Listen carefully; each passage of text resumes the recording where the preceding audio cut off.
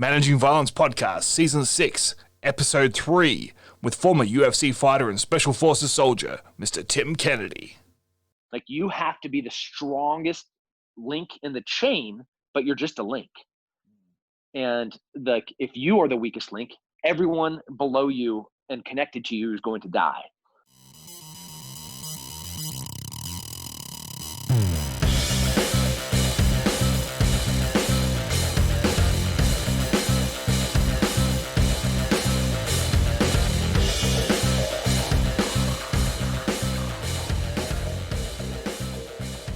Hello, ladies and gentlemen. Welcome to another episode of the Managing Violence Podcast. I'm your host, Joe Saunders. Man, have we got a great show today. I'm excited. I know a lot of you are excited too. There have been few names that have been mentioned as often in the guest requests as Mr. Tim Kennedy. If you don't know who Tim is, well, I'd be very surprised given that you're listening to this podcast, but on the off chance you don't know who Tim is, he's a former UFC fighter, he's a former special operations soldier. He still deploys now at age 40, even though he's retired from a successful athletic career at the highest level of his sport. He teaches other people what to do in the event of crisis and high-stress situations with Sheepdog Response. He started a clothing line, and as I said, he still goes out and fights bad guys. He has real combat experience. He's been blown up, he's been shot at, he's taken lives, he's seen people die, and he's also fought for world titles in front of thousands of people in a cage with other trained killers. It's a pretty interesting story, and there's a lot to learn from Tim's experiences. Tim was very generous to come on the show. We had a very compressed time frame that we could work with, so it's not quite as long as some of my other interviews, but I'm sure what it lacks in length, it will make up for in value. But before we jump into that, I need to extend a couple of thank yous and a short shout out to our newest Patreon tribal elders. And they are Mr. Nick Wyborn and Mr. Scott Klein. Thank you for joining us, folks. I hope you get a lot of value. And a new feature for tribal elders. That's a $10 a month price range. If you go to patreon.com/managing violence and kick in $10 a month, from now on, you will also receive the raw, unedited video footage of the interview taking place. Now, most of my guests I record in video and only upload the audio. There are some occasions where I can only record in audio because we're using a phone or something along those lines, but nearly always there is a video file which typically just gets deleted because it's often, it's not quite broadcast quality. But it could be quite interesting to see what ends up on the cutting room floor, what gets edited out. And if you're interested in that, you can receive those as a tribal elder, along with all the other perks. But that's a new perk that I'm introducing from this episode onwards. So if you want to hear my raw, unedited conversation with Tim, feel free to sign up over at www.patreon.com/managing violence. And the last announcement before we get into the show. The whole team at Risk to Solution and R2S Academy are such big fans of Tim Kennedy and Sheepdog Response that we want to get on the action as well. So we've created a couple of coupons for you. First things first, if you head to r2s.academy, you can get 10% off any of our courses by entering the coupon code JOEMVP. That's JOEMVP. At checkout, you'll get 10% off any course. So whether you're interested in active armed defender, general security and safety awareness, emergency management, fire and evacuation training, armed robbery, aggressive behavior management, whatever it is you're interested in, all those courses are 10% off at r2s.academy with the coupon code JOEMVP. And you know what? Just because it's a special day, anyone who emails me at joe@joesaunders.com.au, the first 5 people to email me at that address with the subject line free course, I'll also hook you up with a free login for our flagship personal risk management training course that's $70 value. I'll give away 5 of them to the first 5 people at joe@joesaunders.com.au, subject line free course. All right, that's enough of me. Let's get to Mr. Tim Kennedy. All right, I'm joined here by Tim Kennedy. Tim is a retired MMA fighter and Special Forces soldier. He's a 3rd-degree black belt in Brazilian Jiu-Jitsu, a black belt in Matt Larsen's modern Army Combatives system, a black belt in Japanese Jiu-Jitsu, a 3-time U.S. Army Combatives champion. He's fought in the UFC, Strike Force, and the IFL. For anyone who remembers the IFL. As an entrepreneur, he's the co-owner of Ranger Up Apparel and the founder of Sheepdog Response. He's a star of Hunting Hitler on the History Channel, as well as Hard to Kill on the Discovery Channel. perhaps most importantly, he is a devoted husband and father. Back in season 1, Matt Larsen outlined what it meant to be the warrior in the room, and Tim Kennedy, you may be the living embodiment of that concept. So, Tim, thanks for joining me here on the Managing Violence podcast. Yeah, thanks for having me, man. It's a great intro. I feel cool right now. Well, I think there's enough media out there outlining that you're a cool dude without me having to contribute an intro. For anyone in the room who is listening to this podcast who hasn't heard of Tim Kennedy, you're probably listening to the wrong podcast. Tim, you're probably the most requested guest we've ever had. I do need to give a shout out to Max McGregor. Max is an Aussie veteran. He is possibly your biggest fan in the entire world. Max is a black belt in Krav Maga, one of my training partners. He has been pushing me to get Tim on the show since the very, very beginning.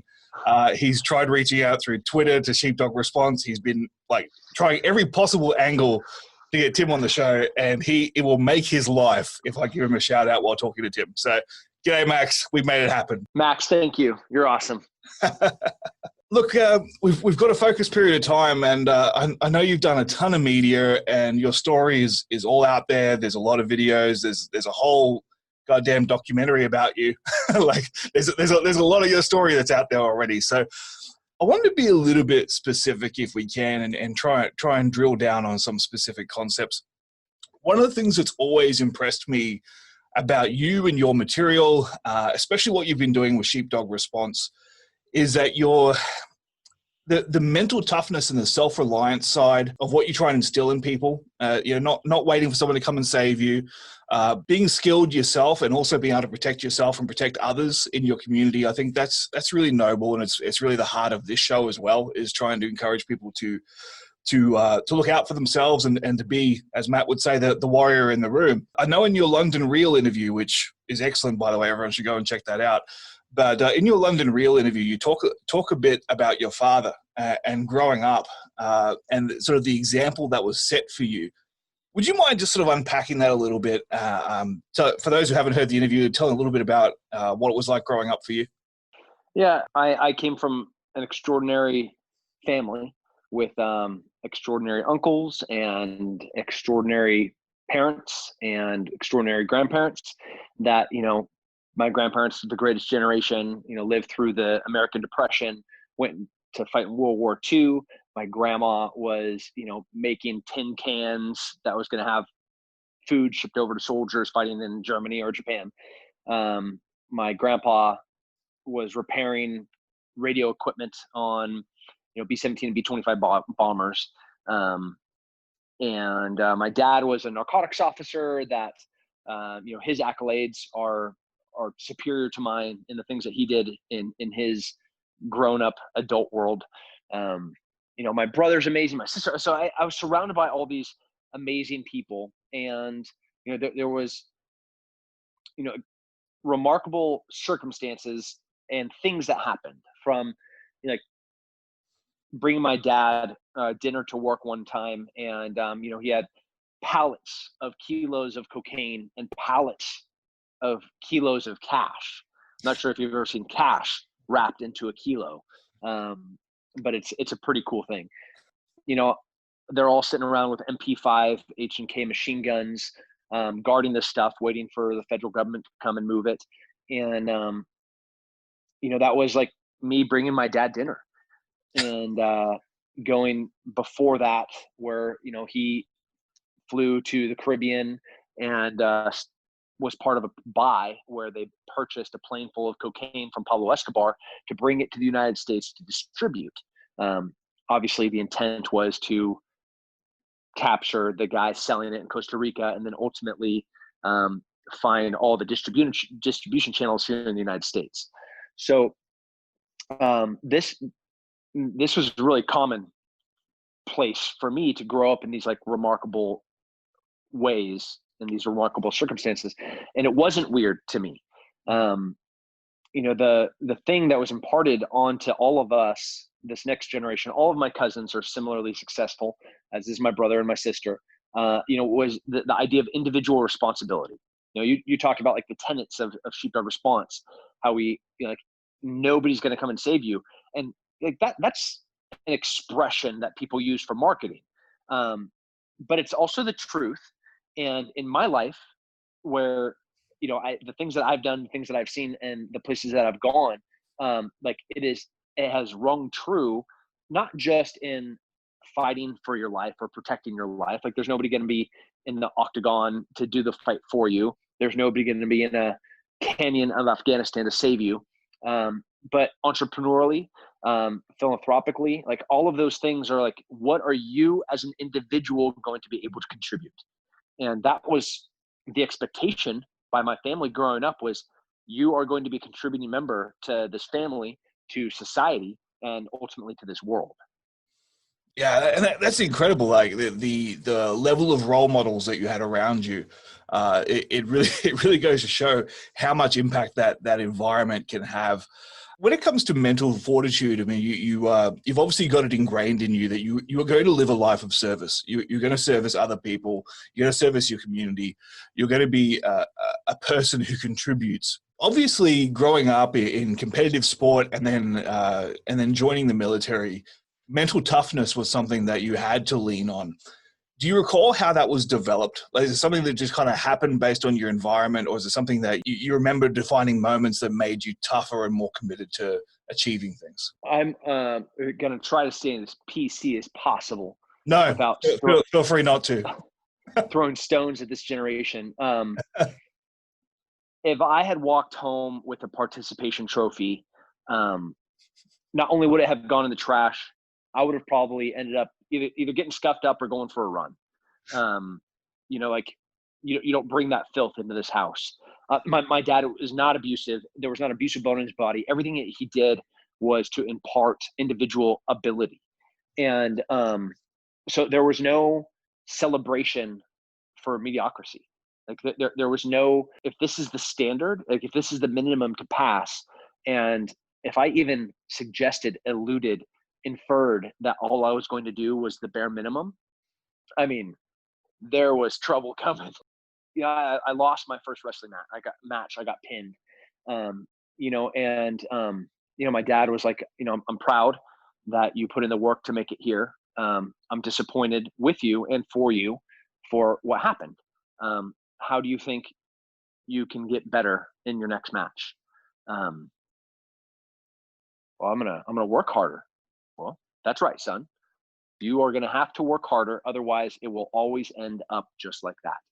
Now, in current day parenting, that might sound really brutal. That that was a real situation and a real example, but that went for everything in my life, right? Like if I were to wear a merit badge for something that I didn't do, oh man, like or if I just like, if you're gonna wear the like helping the elderly, and I went and I wrote a letter and I dropped it off at a home, and I didn't do anything, there's no way my dad would let me wear that, right? Like I would have to go mow their lawn, take out their trash, weed eat, clean their, like all the things that they can't do. And that's the point of that thing. So it wasn't just like the acknowledgement, it was the purpose behind it. And we had to understand that purpose. And like obviously special forces, it's a different animal, where the consequence for not being able to do a thing could be death. And so in every single phase of training, they brutalize you, they humiliate you, and they break you down. And the realization at the end of this is like, it's not so that they can build you into this like robot that does these horrible things for the, like the government war complex. Like it could not be further from the truth. They break you down so that, one, you understand the value of humanity and you really appreciate how beautiful we as a species are. But then you also know that you can't do it by yourself. Like you have to be the strongest link in the chain, but you're just a link. And like if you are the weakest link, everyone below you and connected to you is going to die. And ultimately that individual responsibility of how strong can I make that one link is part of a bigger chain is paramount. Yeah, one of the things I can see even just looking at your career, even just looking at the resume that, and I gave like the very, very brief cliff notes at the very beginning. You've never been satisfied just being average, or even average good. It was, I need to keep pushing for something more. It's not enough to serve. I need to be special forces. It's not enough to wrestle. I need to win. It's not enough to be an MMA fighter. I need to be in the UFC. Was that from your childhood? Was that from always pushing to be more, to find your limits, to break those limits? Have you ever had lukewarm champagne? Yes. Yes. Was it good? Was it good? Well, it depends how many cold champagnes I had first. Yeah. Well, what about a cup of coffee or a cup of tea? No, I'm not throwing stones. Served at a good 84 degrees. Does that sound good? It's disgusting. It is, right? yeah. Like having cornflakes with old milk every single day. Like, why would you want to live in to me, that's purgatory. Like if I were to live in like the perfect normal stereotype suburban, gonna drive this, gonna do this, gonna work to 9 to 5, I'm gonna like maybe every other week get to have sex with my kind of hot wife, with my kids that are kind of assholes. That literally sounds like hell. Yeah. Right. And the only way that you can have the super hot wife that's like wicked smart and live in the big house and, drive whatever you want to drive. My dad was a cop. Like that's where I came from. Like I talk about how incredible he is, and my parents and my grandparents and my uncles. But I mean, we lived off of a salary of like $30,000-$40,000 a year. Yeah. With 3 kids. Yeah.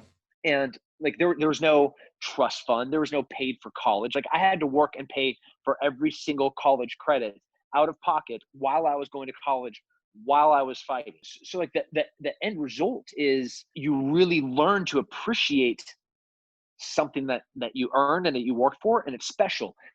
And then in my life, there's been such contrast where I'm overseas and, talking about coming home to my super hot wife, and I'm looking at a goat and a super nasty dude that's pooping in an MRE bag next to the Humvee that's parked next to the mountain, because that's the only place that we could poop. Otherwise, we're going to get shot. Like the contrast of coming home and smelling, like her hair, the shampoo in it, the lotion for her skin, clean, soft, nice sheets in a big bed. Like I've slept on the ground for the past 6 months, and now I come home. So yeah, normal might feel okay when everything has been so shitty, but amazing and remarkable and incredible and delicious and fantastic and orgasmic, and like who wants to be satiated? Like I would rather be like overwhelmed with complete euphoric nirvana. Wow. You gotta work for that shit. Man, I love that. That's so well said. The Managing Violence podcast is brought to you by Australian Warfighters Coffee. Now, as you guys know, I interview guests from all over the world, which means that I'm quite frequently working on the show either very early in the morning or very late at night. So between a full-time job, an unusual schedule, and 4 children, I consume a lot of coffee. And given that I live in the coffee capital of Australia, I can be a little bit picky with what I choose to consume for my caffeine, depending on what's available at the time and how urgently I need it. But Australian Warfighters Coffee not only make a top-notch blend, but they also give back to the Australian veteran community by investing in training, education, and employment for our Aussie troops. So we'd like you to support those that support us, and in turn help Aussie veterans with the transition into civvy life. Check out www.australianwarfighters.com to find out more or to purchase their epic coffee. As we welcome them into the team, into the tribe of the Managing Violence podcast, if any of our listeners out there purchase anything from AustralianWarfighters.com, send me your receipt to joe@joesaunders.com.au, and I will send you an Australian Warfighters Velcro patch to throw on your gear and rep the brand publicly. We thank them for their service and for supporting the show.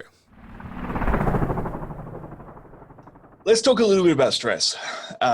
You're a man who has, you've been blown up, you've been shot at, you've had prolonged periods where you thought you might die any second, and you've fought in front of thousands of people in a cage with another trained killer. You probably have a relationship with stress that many of us don't want to have. Talk us through that. Like, let's talk about war first. You grew up in a high performance environment, but it was from what I understand, a fairly stable environment. It wasn't like you grew up under threat necessarily. What was it like going to war for the first time? Um, it felt home. So the first time the helicopter, the Black Hawk, being flown by a 160th SOAR, we're coming in. Everything's black, right? And the only thing that you see is green and different shades of green. As the helicopter flared to slow down, it creates this big brownout from the rudder wash, and it kicks up all the dirt. And when you're in Afghanistan, or this was Iraq, it's like moon dust. It's not sand. Like, people think, if you're in Australia, New Zealand, California, Florida, like sand. Yeah, I know what sand is like. No, I'm talking about moon dust. I'm talking like dust that blackens everything out. And that's what it's like there. And that dust gets kicked up. And you see this static electricity of the friction of the rotor blades hitting that dust. And it creates this really weird green halo. And you're looking out and you're seeing these tiny little flashes. And that's just the static energy of the dust with the rotor wash. But then further out from that brownout, you see other flashes. And then you hear like, that was 7.62 by 3.9 machine gun rounds zipping by us as it passed. They can't see anything, but they're shooting at the sound, right?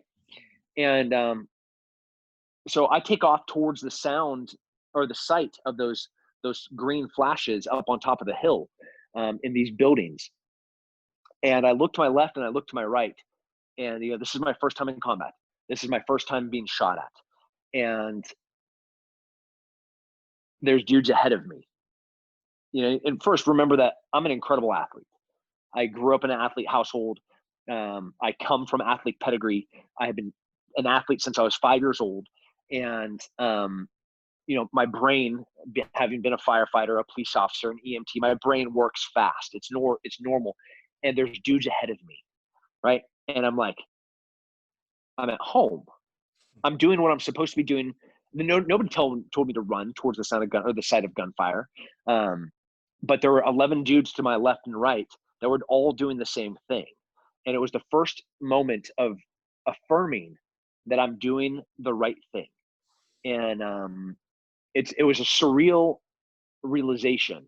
Like I wasn't like existential and I could look down at myself and be like, yeah, God did this. It was hell yeah, I'm doing the right thing. Yeah. Doing what you're put on the earth to do. Yes. That's pretty incredible. You've mentioned before that you're involved in an incident where I believe your patrol hit an IED, which led into a 3-day gunfight. Was that the first time that you really felt like death is imminent? So in Iraq, I was part of this task force that were all pipe hitter, superstar, tier 1 units. And we're going after a really bad guy, the number 1 bad guy in all of Iraq. So we had all the assets, right? We had all the air, we had all the support, we had all the cool gadgets. And we literally just kicked ass for 5 months. And then you go to Afghanistan and you're working with the coalition. So I was co-located with a foreign special operations unit. They're like the one American, the LNO, between the Special Forces ODA, the A-team, and this coalition unit. So when we get blown up, there's no like black helicopter with extra gunfighters being dropped in here. It's like, good luck, guys. Hope you don't die. And, I thought I was going to die. So did everybody in there. Matter of fact, I'm in the middle of writing a book, and we just wrote that chapter. And Kevin Keyes, at the time he was a major, who is still an incredible military officer. To this day, he's still in his military mind, and he was kind of in charge of everything. He doesn't know how we lived, any of us. Like that day, he's like it's the question that it's the itch that he can't scratch for the rest of his life because the formula doesn't add up. We all should have died in that valley. And it's scary. And that was the first time where I was like, I don't get to see my wife again. I'm never going to fight again. And I'm never going to see my kids again. And, I'm not going to get to keep doing what I was put on this earth to do. I guess after you live through that, everything else seems to feel like the volume's been turned down, to use the Fight Club analogy. Did that change your relationship with professional fighting? So I know you were a fighter before you went to war. You come back, you're fighting still. Did that change that mental experience of fighting in a sporting environment? I think up to that, I was a pretty selfish person. And I'm not saying after that I had it all figured out, but it really made me change how I viewed everything, because I saw things and did things that I'll regret forever. But I also, in the contrast, right, of cold and hot and light and dark and extreme ends of this life, I saw the best and worst of humans in those times. Little kids running to protect their little sisters, old men running to protect their neighbors, and selfless sacrifice by all the guys to my left and my right that I didn't deserve to be with. So the worst and the best, I got to see it all. So coming out of that, yes, I was absolutely changed. Did it change me as a fighter? No, it changed me as a person. I imagine that. I think if you can go into that kind of environment and come out unchanged, then you may have been a little bit damaged before you went in there. It's Yeah. there may have been something wrong to begin with. Yeah. Let's talk a little bit about what you're doing now and the lessons you're trying to give people that haven't had those experiences. What was the origin of Sheepdog Response? So Army Special Forces, they are force multipliers. Whether, counterinsurgency, guerrilla warfare, unconventional warfare, whatever slogan you're going to tag on what we do, is you take a few of us, you put us into a place where a bunch of bad things are happening, and there's a group of people that don't like those bad things. And then we show them how to fight it. We show them how to fight for themselves. We show them how to fight for their freedom. We show them how to fight. And so that is what a Green Beret does. Coming back from trips overseas where I was doing that was the role, that was the capacity that I was in, whether that's Iraq or Afghanistan or South America or Africa or Europe. While I was over there, I would see Columbine or, the Pulse nightclub or the Boston Marathon bombing, or the list just goes on and on. The Marine 5K, the San Bernardino Christmas party shooting. And there's too many schools shootings to list. And I would come back with a heavy heart of like, why couldn't I have been there? Like if I was there, if I was at the Pulse nightclub and that asshole went to walk in there, or Aurora at the launching of Batman Begins, and a dude throws a gas canister in there, like while everybody's screaming and losing their minds, like I might have to hide my erection because it was like, yeah, this is going to be awesome. Like this asshole is about to have a really short fight, and I'm going to, get to be the hero and go home to my hot woman again. That was the genesis of it, was the realization that I can't be everywhere, but I can train somebody that could be. And why would I do this overseas for people that, if we look at history, I might eventually have to fight anyways. Why couldn't I do that for just fellow patriots? Like not just Americans, like we do people from all over the world that just want to fight to protect them and theirs. Like this is not a militia. This is not like violent skills. This is a movement of people that just value life. Our motto is protect and preserve human life. That is our mission statement of the company. And, when you look at the guys, Jeff Teagues that runs Guardian Group, counter-human trafficking, sex trafficking, he's one of our instructors, former Delta Force guy. Matt Smith, 20 plus years Special Forces Sergeant Major.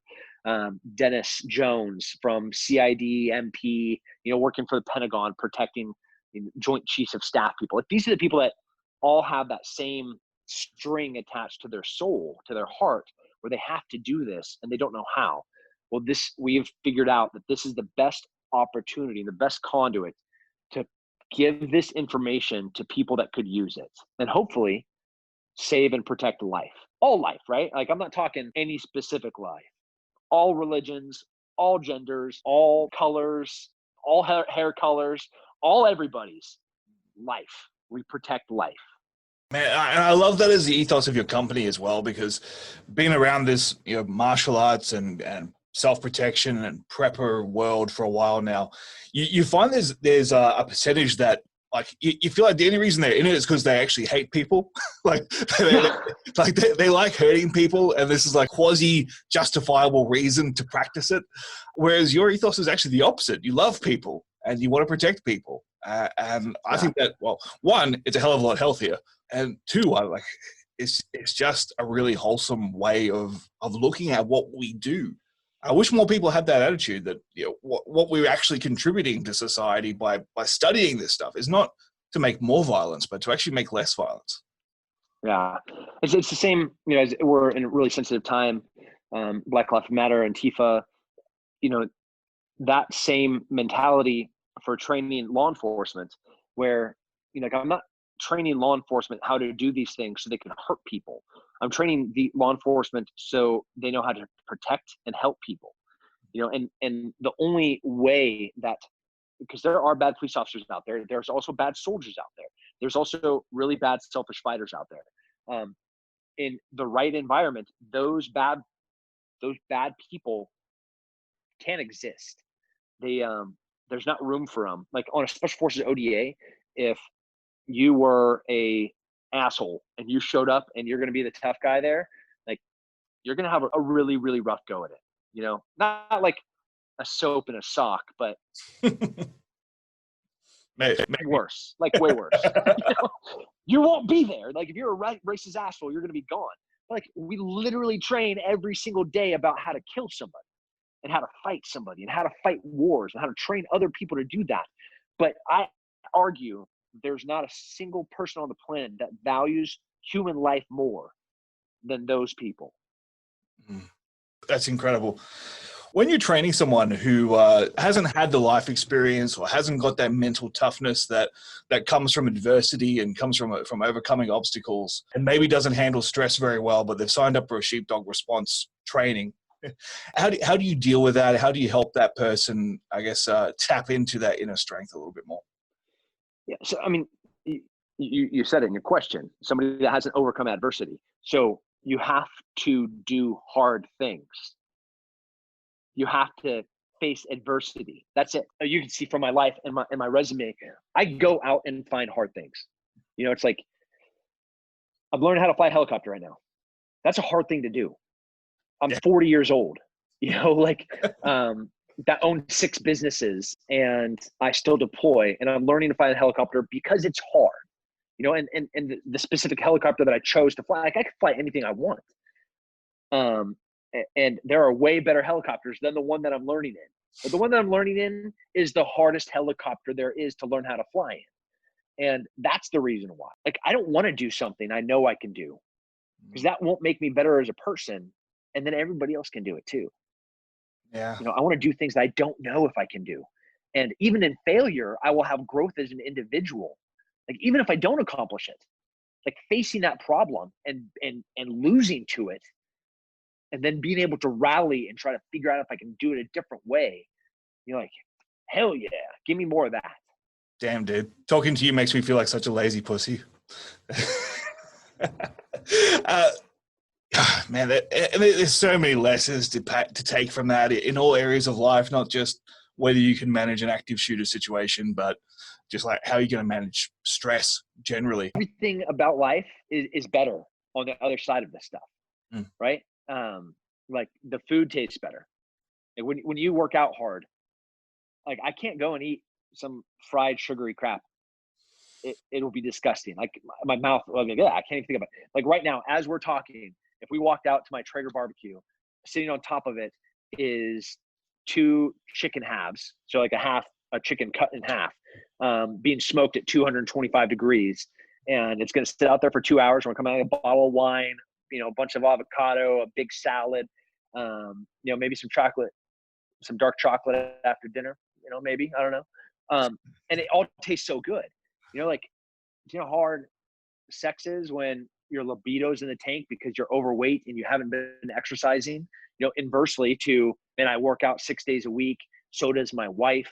libido is kind of high through the roof, and we're both super hot, and we can do like, should I pick her up, like one-handed, do something awesome with my other hand, like maybe hold her against the wall, like maybe she's gonna hold me against the wall, I don't know, but like everything is awesomer, everything is cooler, and everything is more fun on the far side of all that adversity, on the far side of all that hard work.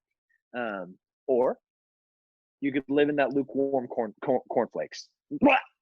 Nope. And now we've discovered why Tim has 4 kids. Yeah. Tim, let's to take the conversation a little bit darker, but I'd really like to get your thoughts on PTSD and dealing with trauma after an incident, whether it's from the military context, whether it's someone who's been involved in a situation they weren't prepared for.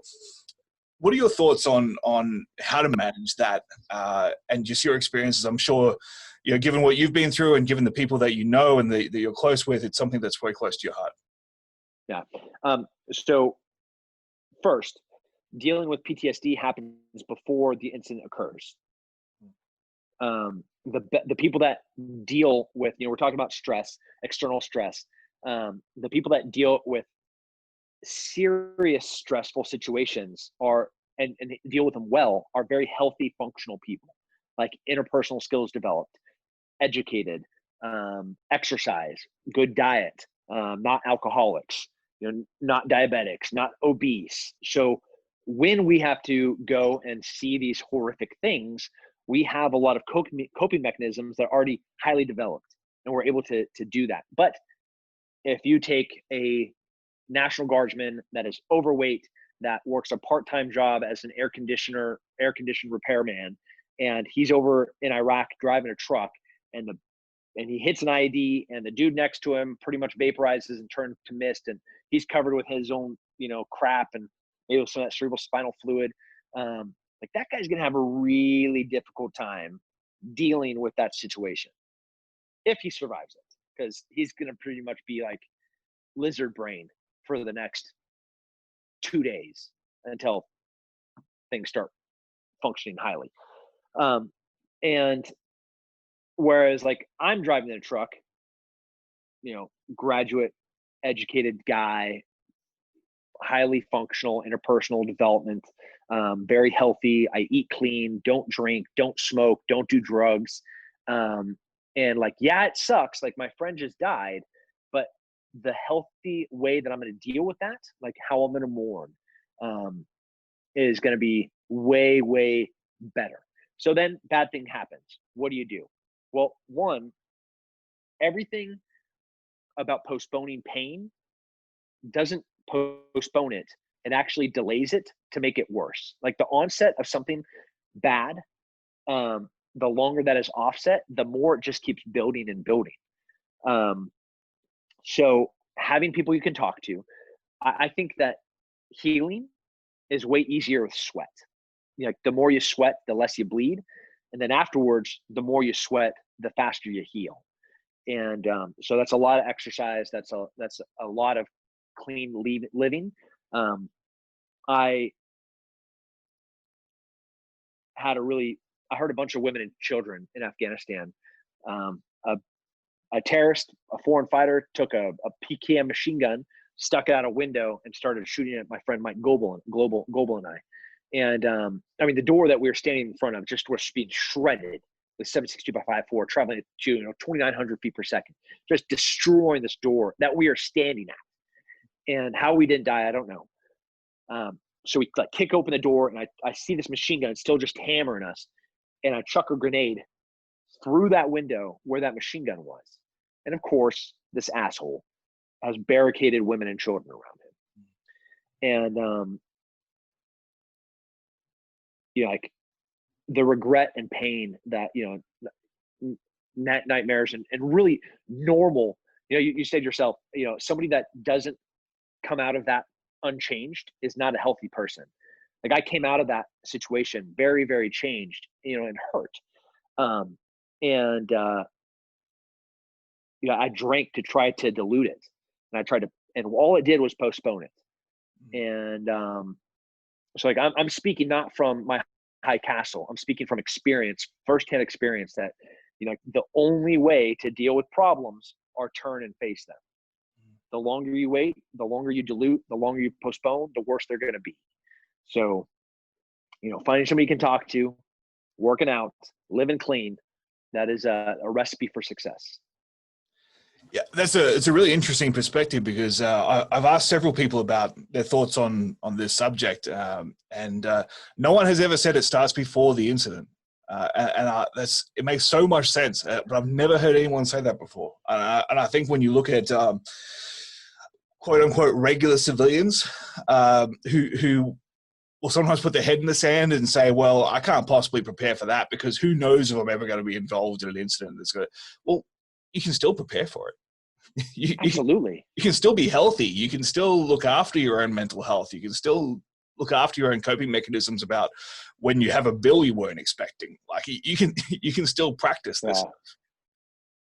Yeah, I mean, with COVID right now, you know, you're seeing this spike in suicides and spike in depressions, and you're going to see, and you see a ton of antidepressants being prescribed right now, high divorce rates, high domestic violence rates. You know, like what I see is a bunch of people that had been failing at life before. You know, they were failing when that stress hit. And like, can you prepare for a pandemic? Yeah, yes, you can. You know, like, can you prepare for losing your job? Yes. Can you prepare for maybe not being able to go buy groceries or toilet paper? Yes. Those are all things, like, you don't know, you can't prepare for everything. And if you're living your life in fear, that is even worse than not being able to respond in a healthy way to the problem that's at hand.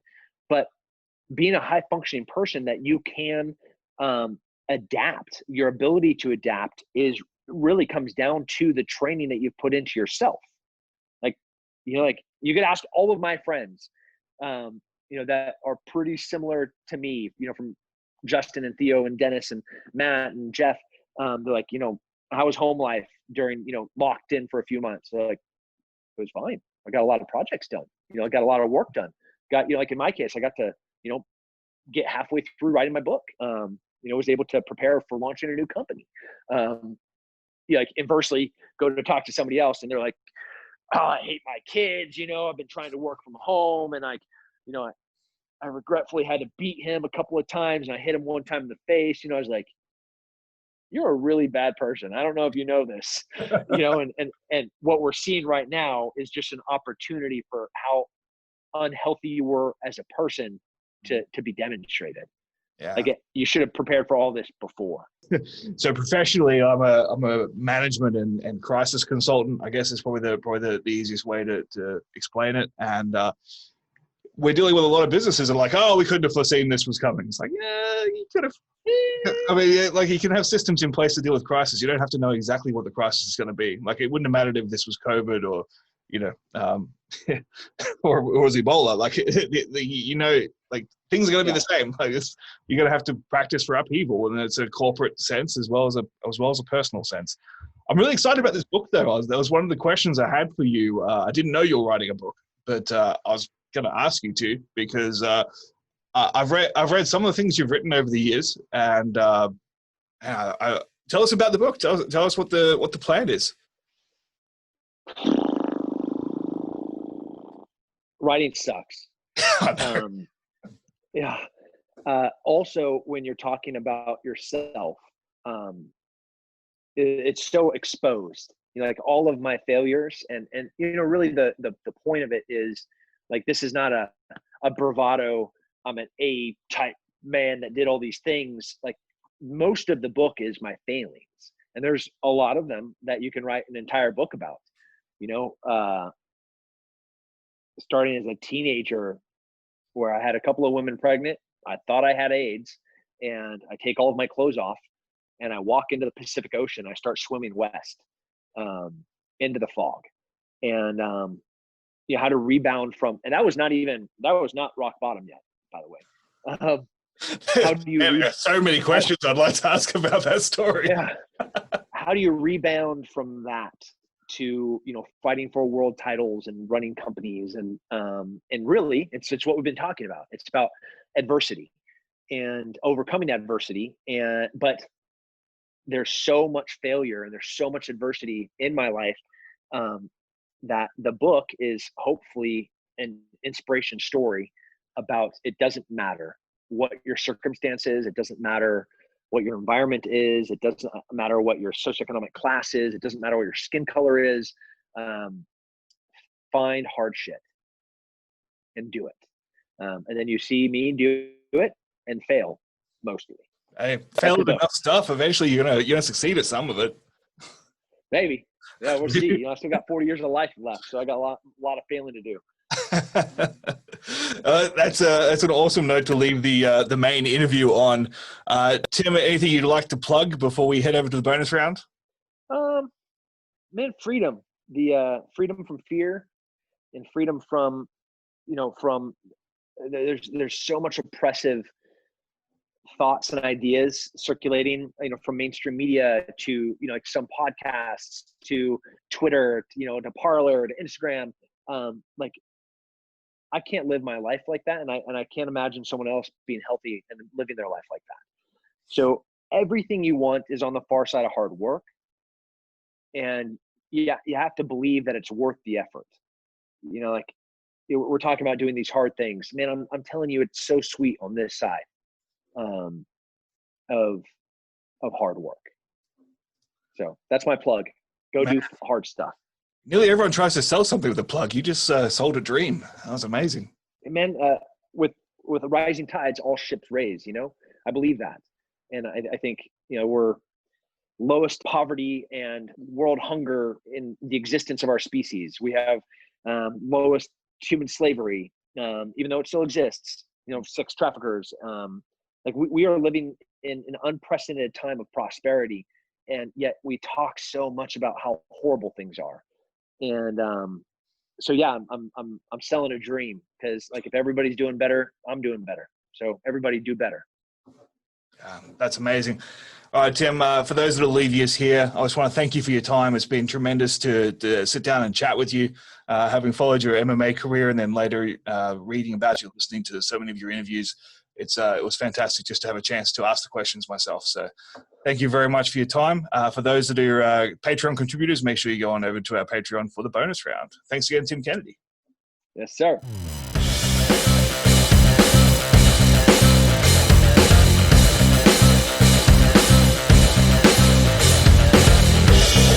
Man, if you can sit there and listen to Tim Kennedy and not feel like a lazy pussy, then either you are more a man than me or you're completely ignorant to your own worth. Man, what an incredible dude, and intense, and he believes every word of what he said.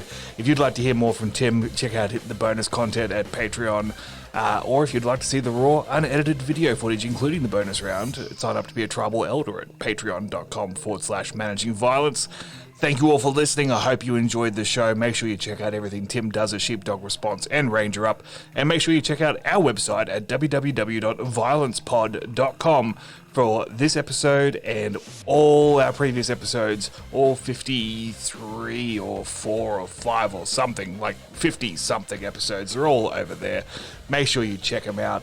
Next week, we have legendary MMA trainer, the Pitmaster, Grandmaster of Kaju Kenbo, Mr. John Hackelman. Ironically enough, one of Tim's first trainers. So join us next week for the Pitmaster.